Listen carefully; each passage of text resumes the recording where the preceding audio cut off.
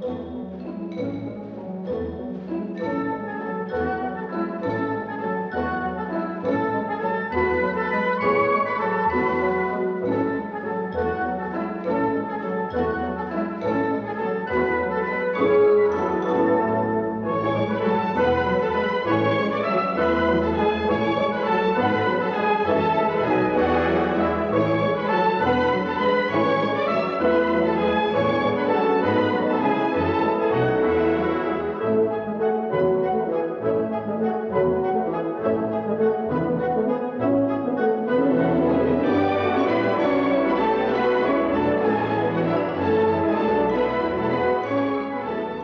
you have any heroes, great men that you admire this side of idolatry?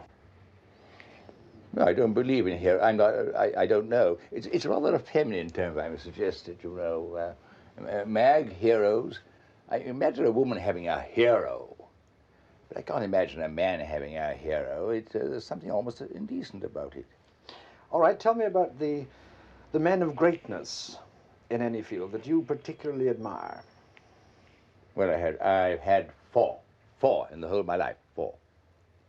I've thought of this actually, and I've come to the conclusion that of all the people I've known, many have been able people, some less able, but only four of them I could classify as geniuses. And if you ask me to define the word genius, I'm not going to attempt it. No, but tell me who the four are then.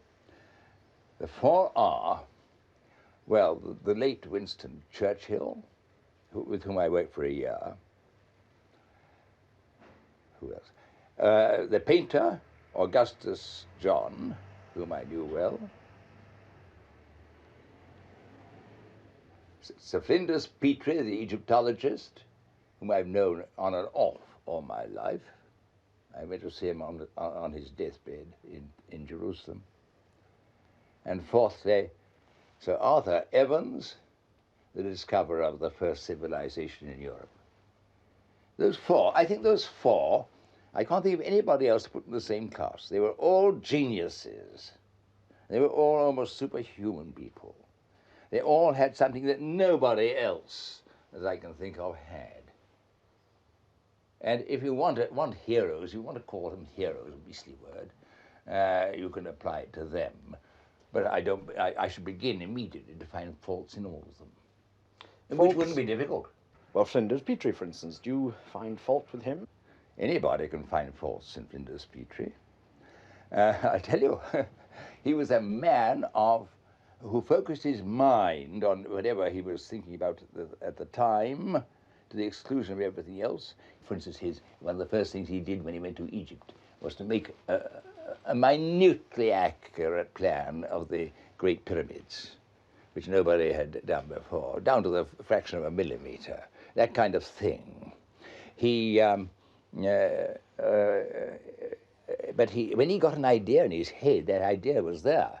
And the curious thing about the old man was this, I knew him well in later years, that, for instance, he had his own ideas about the chronology of Egypt, about the timetable of the pharaohs and so on.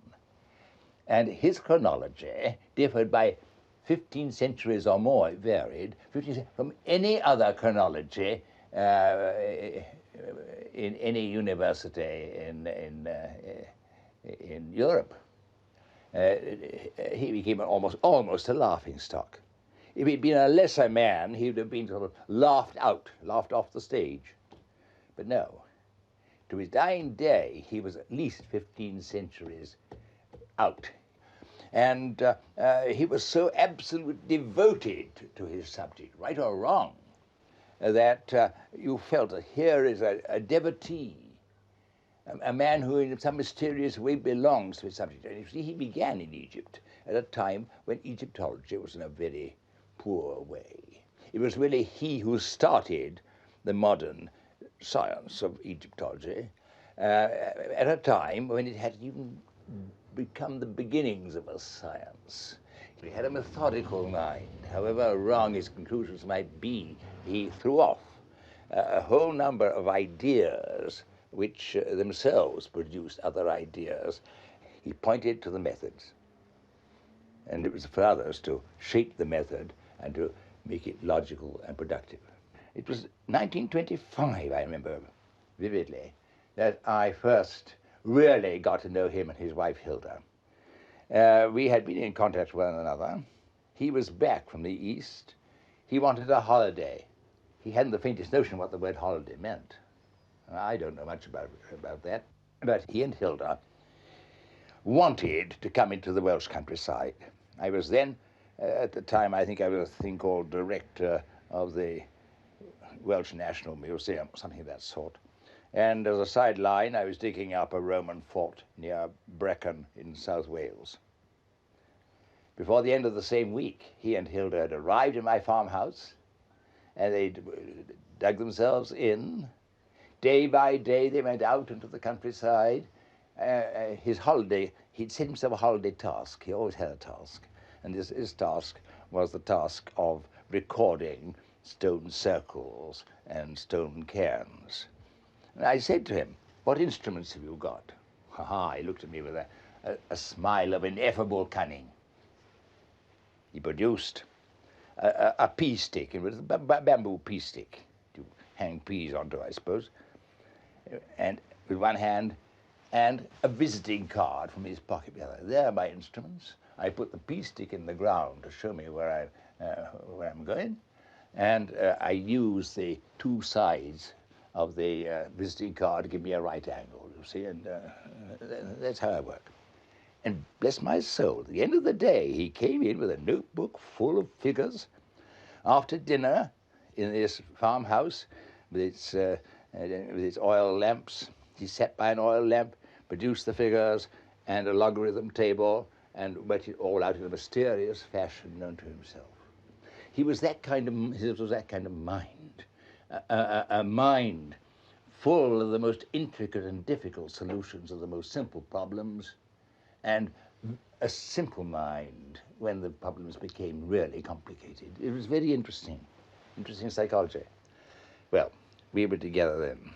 And later on, when I was establishing an Institute of Archaeology in the University of London, he handed over to me a considerable sum, about £10,000 it was, which was a lot in those days, which had been given to him for this sort of purpose.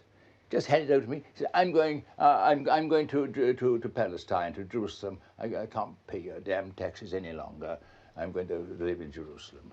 He went out to Jerusalem, but you might as well take this before I go, and he handed me £10,000. That showed that we'd got a rapport with one another.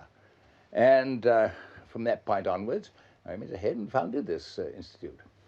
And he went out to Jerusalem.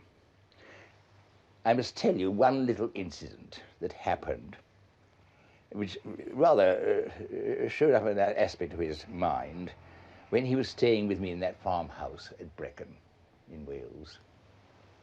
One morning, before he went out for his day's tramp over the hills, he said, "I found a curious cairn yesterday, a heap of stones, you see. There was something about it I don't understand.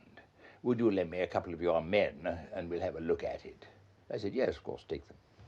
So he went off into the blue with a couple of my workmen, and for an hour or two, all went quietly and well. And then one of these men came running back with his eyes starting out. Oh, sir, come with me, come with me. There's a bull chasing the gentleman. There's a bull chasing the gentleman." And so I picked up a surveying pole, which was the only thing accessible in the form of a weapon, and traipsed a mile across the countryside behind this excited Welsh farm labourer. When I got to the scene of operations, there was a sloping hill with fields stretching down it, two fields in particular with a hedge between them which had been carved off at the lower end, so that there was a way through from one field to the other, do you see? At the bottom of that hedge, there was a flaming bull, almost visibly flaming, with its forelegs stretched out, and flames, as you will, or a very close approximation to flames, coming out of its nostrils. And looking up the hedge, there on one side was Flinders Petrie's magnificent grey beard sticking out of the hedge. And on the other side was Hilda's bottom, covered with the thick riding cloth that she used to wear. I took a little step timidly forward, and then another little step timidly forward. And when I got within about 10 feet of the bull, 12 feet of the bull, it actually drew back one of its 4 feet and then the other one, and the battle was over. And over his shoulder I saw the farmer coming in rather irately into the field with a pitchfork over his shoulder. He drove the bull off. Down came from the heights came the beard and Hilda, down the two sides of the hedge. And the farmer went up to Petrie and said, "You oughtn't to be here, sir. You ought not to be here. This bull is dangerous." We gathered that. He drove the bull away with a pitchfork, and I tried to calm the farmer by telling him that this was a very famous professor who knew all about pyramids. He thought this might be a pyramid. He wanted to look at it and so on. And however, eventually the Petries went off on the rest of their day's exploration. The bull was driven back through the gate, and I got back. But the point was this, and this was characteristic of the old gentleman. He never referred to the bull incident again in his life. He was hardly conscious of this little interruption in what he was doing. His mind was focused entirely upon this heap of stones, which was simply a heap of stones thrown there by the farmer. And neither at dinner that night nor ever again was the incident referred to. In fact, it had gone from his mind. His mind was perennially focused on whatever he was doing, on the one subject, and nothing else mattered. The last time I saw the old boy was on his deathbed in Jerusalem in the first months of 1942. I happened at the time to be doing some field work of a non-archaeological kind in Egypt, and heard by the grapevine that the old boy was dying. So I took 24 hours leave, drove across Sinai, in the course of which my old staff car shed its track rod and turned upside down. However, I crawled out again and got in somebody else's car, went on, and got to Jerusalem, and to the hospital there, which was a sort of haven of rest, peace and quiet. And in the little room, lying out on the bed, outstretched, was the form that I knew so well of dear old Petrie. He, with his magnificent profile and round his head a sort of turban of white linen. It looked to me exactly what my picture is of a biblical patriarch. Well, he looked at me and smiled. And then he began talking at a great rate, as though he had a great deal to say before the end came. He talked about bronze implements in Mesopotamia, about the incidents of the malarial mosquito at Gaza, and so forth. His mind never rested until the very last moment.